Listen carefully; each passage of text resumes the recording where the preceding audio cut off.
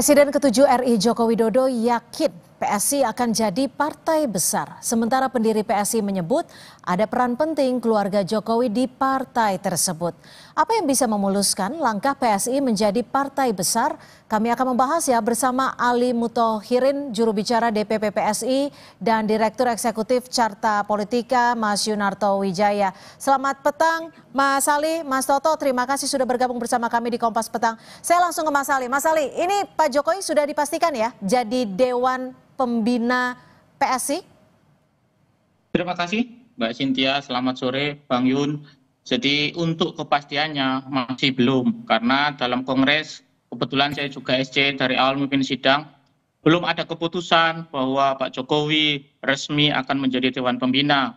Namun dalam Kongres kita putuskan bahwa susunan dari Dewan Pembina sudah ada, ketum, sekjen nanti menjadi anggota, para pendiri 2 orang, dan kemudian ada 1 dari perwakilan DPW PSI yang menjadi Dewan Pembina. Nah, nanti itu yang akan menggodok, membincang siapa ketua Dewan Pembinanya. Nah, begitu Mbak. Jadi belum ada kepastian apakah Bapak Jokowi menjadi ketua Dewan Pembina atau kemudian memberi semangatnya ke kita secara Menunggu keputusan siapa nih untuk memastikan Pak Jokowi akan jadi ketua Dewan Pembina atau tidak, musyawarahnya dalam bentuk apa dan kapan sekiranya keputusan tersebut? Jadi yang nanti akan menentukan ketua Dewan Pembina adalah struktur anggota Dewan Pembina yang kemarin dalam Kongres sudah dibentuk, Pak. Yang tadi ada perwakilan ketum sekjen mewakili pengurus DPP, kemudian Dewan Pendiri nanti ada 2 juga, sama 1 dari perwakilan Dewan Pimpinan Wilayah PSI di Indonesia yang akan diwakili oleh Ketua DPW NTT, Pak. Nah, 5 orang inilah yang nanti diberi tugas dan mandat oleh Kongres menentukan struktur Dewan Pembina, begitu, Pak. Oke, Mas Toto, PSI kan sempat mengakui ada peran keluarga Jokowi. Itulah yang memuluskan langkah Kaisang kembali jadi ketua umum. Lalu apakah posisi ketua Dewan Pembina ini bisa dipastikan menurut perspektif Anda? Ya, pertama saya berikan selamat terlebih dahulu sudah selesai melakukan kongres, terpilih ketum baru rasa lama ya, tanda kutip incumbent-nya Kaisang, dan melalui proses yang menjadi simbol katanya partai super TBK. Walaupun kemudian dalam e-voting ini pemenangnya sudah bisa diperkirakan juga, kira-kira seperti itu ya. Nah, yang menarik memang ada sebuah hal yang menurut saya kontradiktif, Cynthia, dari statement yang ditegaskan oleh Pak Jokowi dalam pidatonya di hadapan kader PSI dengan statement yang keluar dari Ketua Dewan Pembina saat ini ya, Jeffrey Giovanni. Di satu sisi Pak Jokowi memberikan penekanan mengenai adanya porsi saham yang sama sebagai definisi dari super TBK. Dan juga di situ bahkan dikeluarkan kalimat bukan milik satu keluarga. Ya, betul. Sementara Mas Jeffrey Giovanni malah mengungkapkan menurut saya sebuah positioning yang jelas 180 derajat berbeda, dengan jelas mengatakan bahwa partai ini kalau nggak ada bukan hanya Jokowi, tapi bisa kemudian anaknya Jokowi atau mantunya Jokowi, dan kalau tidak dapatkan mereka, kita lebih baik tutup saja PSI karena akan jadi waktu ber-PSI terakhir di 2024 lalu. Ini yang menurut saya kan jadi pertanyaan. Ini yang membuat kemudian pemilu raya, penegasan sebagai partai super TBK itu seakan-akan mentah dengan sendirinya, malah menjadi sebuah bahan pergunjingan dari netizen. Ada yang mengatakan TBK ini jangan-jangan singkatan dari tempatnya Bapak Kaisang. Kita nggak bisa nyalahkan ya diskusi-diskusi seperti itu. Artinya ini kan akan masuk kepada positioningnya ingin seperti apa sih PSI? Saya terus terang berteman sekali dengan teman-teman PSI pada saat awal-awal pendirian PSI. Saya diundang beberapa kali. Termasuk Mas Jeffrey ya? Iya, termasuk dengan Mas Jeffrey. Saya termasuk sangat dekat secara pribadi gitu ya, dan teman diskusi juga.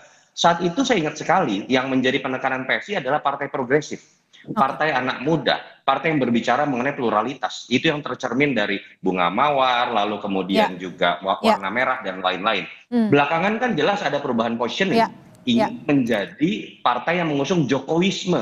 Oke, Sekarang nah katanya lalu menjadi partai begini, seperti MK. pertanyaannya adalah bagaimana mewujudkan antara keinginan dari Partai Solidaritas Indonesia yang dulu seperti Mas Toto sampaikan adalah partai yang progresif, tapi saat ini Jokowi memiliki keyakinan berbeda. Tapi kita jawab usai jeda, tetap bersama kami di Kompas Petang. Anda masih bersama kami, saya mau tanya sedikit singkat saja Mas Toto. Artinya Anda ingin menyimpulkan bahwa PSI saat ini punya idealisme yang berbeda, kalau dulu progresif sekarang terbuka?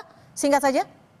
Saya bukan mengatakan terbuka ya, ada yang kontradiktif istilah saya, Cynthia. Oke. Kalau partai anak muda, dia seharusnya jauh dari yang namanya dinasti politik. Kalau dia partai yang progresif, harusnya dia tidak terikat hanya pada satu keluarga seperti penegasan. Oke, ditahan sampai di situ. Itu poin saya. Oke, ditahan sampai di situ. Gimana, Mas Ali? Tidak terikat sama satu keluarga, tapi ini kan isunya sudah kencang sekali nih. Pak Jokowi akan menjadi Ketua Dewan Pembina PSI. Mas Kaisang, Ketua Umumnya. Di Kongres ini kita sudah deklarasi sebagai partai super terbuka, tentu dengan masuknya dan terpilihnya kembali Mas Kaisang, ini kan meyakini bahwa Mas Kaisang ini menjadi sumber pengikat kita, sumber persatuan kita, sekaligus sumber semangat kita. Nah, soal Pak Jokowi bahwa kita menginginkan ada semangat dan kontribusi Pak Jokowi di Republik ini kita tularkan kepada kader-kader PSI, sehingga masuk tidaknya Mas Jeffrey Pak Jokowi, setuju dengan itu?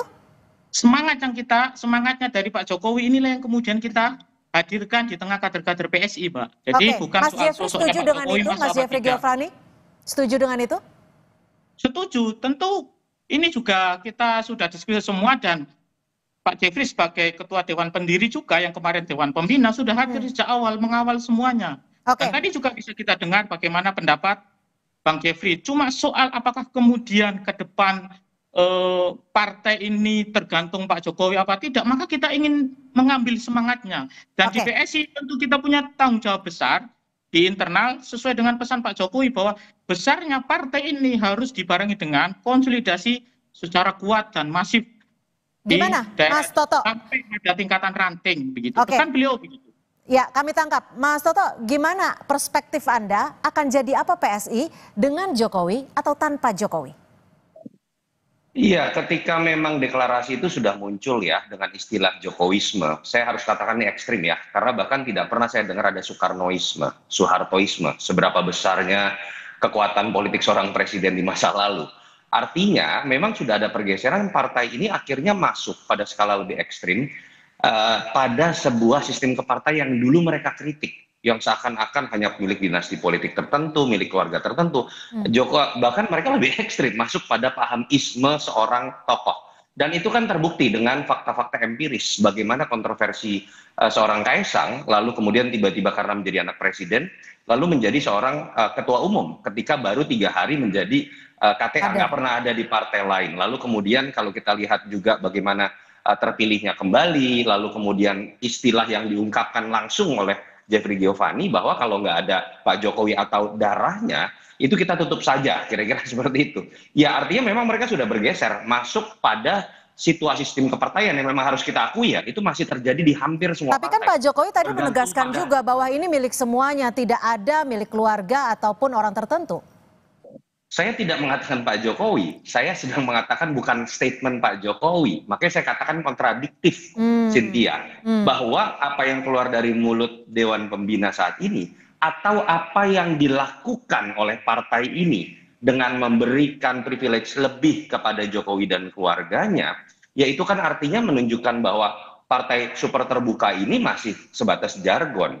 Dan pertanyaannya kemudian adalah mana yang lebih efektif? Mungkin pada akhirnya PSI melihat, oh sepertinya bangsa ini masih feodal, pemilihnya masih lebih melihat sosok, bahwa kekuatan Jokowi masih besar. Apakah ini bisa dilihat sebagai strategi yang lebih realistis? Mungkin iya, tapi kan juga harus dilihat lebih mendalam. Pertanyaannya apakah betul Pak Jokowi seutuhnya masih menjadi magnet elektoral ketika yang berkuasa sudah bukan lagi beliau? Pertanyaan kedua, apakah Kaisang kemudian bisa dianggap menjadi simbol dari keberhasilan Jokowi? Kan terbukti orang pada akhirnya misalnya melihat Gibran tetap berbeda dengan Jokowi yang memiliki latar belakang dan pengalaman politik yang berbeda.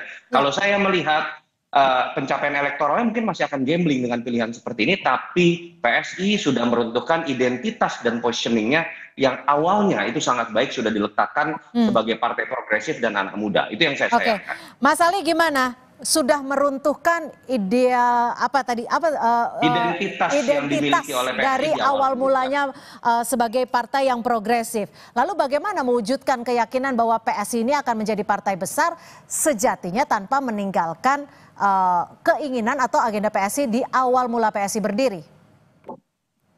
Pertama bahwa sejarah partai ini terus berkembang, bergulir, dan proses bagaimana kemudian perubahan logo Kongres hari ini tetap kita konsultasikan, kita minta nasihat kepada Dewan Pendiri yang ada, yang diketuai oleh Bang Jeffrey Giovanni. Jadi proses ini tidak kemudian mengurangi historis atau sejarah dari partai ini. Soal kemudian perkembangan perjalanan bahwa arah perjuangan harus berubah, iya. Strategi perjuangan harus berubah, iya. Dan hari ini kita mengetahui sendiri bahwa saya sejak awal sampaikan semangat perjuangan Pak Jokowi, semangat perjuangan dan pengabdian Pak Jokowi kepada masyarakat selama ini itu yang menjadi magnet kita, menyatukan visi misi kita dan sekaligus menyatukan semangat yang baru ini. Dan tentu pada diri Mas Kaisang yang kemudian di 2023 masuk dan menyiapkan waktu yang tidak panjang mampu meningkatkan persentase elektoral di PSI itu menjadi semangat baru, dan kami semua kader PSI se-Indonesia di Kongres pun kita tegaskan bahwa kita menginginkan dan memberi kesempatan Mas Kaisang satu periode lagi untuk mewujudkan cita-cita besar kita. Membesarkan partai ini, membesarkan pengabdian kita kepada masyarakat. Nah, soal apakah nanti kemudian skemanya kita atur bareng-bareng, kita siapkan bareng-bareng sesuai dengan perintah Pak Jokowi ketika memberikan pesan kebangsaan bahwa harus ada penguatan struktur sampai ke desa-desa. Artinya ini yang selama berarti ini perintah Pak Jokowi jadi salah satu yang terpenting ya. Terima kasih Mas Ali Muthahirin, juru bicara DPP PSI. Dan terima kasih Mas Toto atas perspektifnya sore hari ini. Terima kasih Cynthia. Terima kasih. Bang Yunarto.